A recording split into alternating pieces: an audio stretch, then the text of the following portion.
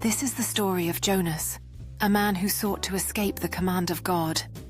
Jonas was living a life filled with internal conflict, wrestling with the weight of his responsibilities. One day, overwhelmed by his fears, he made the fateful decision to flee from his destiny. In an attempt to escape his fate, Jonas boarded a ship sailing to Tarshish, believing he could outrun his divine purpose. As the vessel pulled away from the shore, his heart was heavy with a mix of relief and dread, knowing he was leaving everything behind. But the sea had its own plans.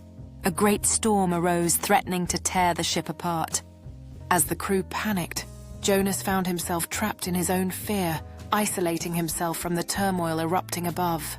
When the crew discovered that the storm was a result of Jonas's flight from God, they cast lots to identify the guilty party.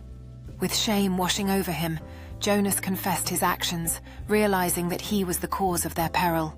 Believing that throwing Jonas overboard was the only solution, the crew cast him into the raging ocean.